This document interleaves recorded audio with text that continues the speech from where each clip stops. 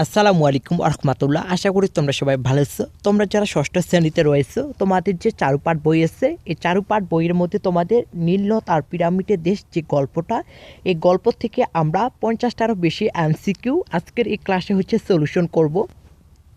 নীলনদ আর পিরামিডের দেশে যে গল্পটা, এই গল্পে আমাদের লেখক পরিচিতি, পাঠ পরিচিতি, একই সাথে কবি পরিচিতি সহ আমাদের যে এমসিকিউগুলো সেগুলো আমরা লেকচার গাইড থেকে সমাধান করব। তোমরা লক্ষ্য করো, 1 নম্বরে নীলনদ আর পিরামিডের দেশ এর লেখকের নাম কি? ক নাম্বার অ্যান্সার সৈয়দ মুস্তফা আলী। 2 নম্বর প্রশ্ন, সৈয়দ মুস্তফা আলীর জন্মস্থান কোথায়? খ নাম্বার অ্যান্সার আসামের করিমগঞ্জে। 3 নম্বর প্রশ্ন, সৈয়দ মুস্তফা আলী কত খ্রিস্টাব্দে জন্মগ্রহণ করেন? ক নাম্বার অ্যান্সার 1904 খ্রিস্টাব্দে। 5 নাম্বার, সাহিত্য কোন শাখা সৈয়দ মুস্তফা আলী অধিক উজ্জ্বল করেছেন? ঘ নাম্বার অ্যান্সার রমচ্চ রচনা।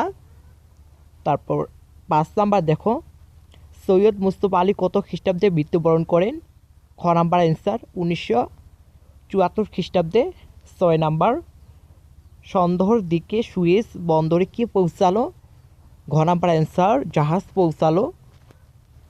তারপর 7 নাম্বার প্রশ্ন, বেগুনি রং আরও যেখানে থাকে তা বোঝাতে যথার্থ কোনটি? খ নাম্বার অ্যান্সার রামধনু। 8 নাম্বার প্রশ্ন, 100 মাইল পেরিয়ে মন্দ মধুর ঠান্ডা হাওয়া আসছিল, তো এখানে গ নাম্বার অ্যান্সার ধূমসাগর থেকে। 9 নাম্বার প্রশ্ন, সূর্য অস্ত গেলে গ নাম্বার অ্যান্সার মিশর মরুভূমির পিছনে। 10 নাম্বার, বিজলি বাতির আলো বলতে কি বোঝায়? খ নাম্বার অ্যান্সার বৈদ্যুতিক আলো। 11 নাম্বার, মরুভূমির ব্যাখ্যা হলো? খ নাম্বার অ্যান্সার দৃষ্টিহীন ধূ বালুময় এলাকা। 12 নাম্বার, উটকে মরুভূমির জাহাজ বলা হয় কেন? খ নাম্বার অ্যান্সার উট মানুষ ও মালামাল বহন করে। 13 নাম্বার, বেদুইনদের জন্য উট কেন পুত্রের চেয়েও বেশি বস্তু? ক নাম্বার অ্যান্সার উট বেদুইনদের জীবন ও জীবিকার বাহন। 14 নাম্বার, কায়রো পৌঁছাতে সৈয়দ মুস্তফা আলী মোটরের খোলা জানালা দিয়ে কি দেখিয়েছিলেন? ক নাম্বার অ্যান্সার সারি সারি আলো। 15 নাম্বার, লেখক কোথায় পৌঁছে সারি সারি আলো দেখলেন? গ number answer Cairo. 16 number, Cairo কোন কারণে লেখক নিশাচর শহর বলে? ক নাম্বার অ্যান্সার রাত 11টায় কাফে ও রেস্তোরাঁয় মানুষের ভিড়। 17 নাম্বার, কায়রো রেস্তোরাঁয় কোন খাবার পাওয়া যায়নি? ক নাম্বার অ্যান্সার বাঙালি খাবার। 18 নাম্বার, সৈয়দ মুস্তফা আলী কখন ক্ষুধায় কাতর হয়েছিলেন?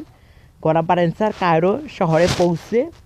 19 নাম্বার, কত জাত বেজাতের লোক লেখক কোথায় দেখলেন? ক নাম্বার অ্যান্সার মিশর। তারপর 20 নাম্বার, কত জাত বেজাতের লোক? এখানে জাত বেজাতের লোক বলতে বোঝানো হয়েছে ক নাম্বার অ্যান্সার নানা জাতের লোকজনকে।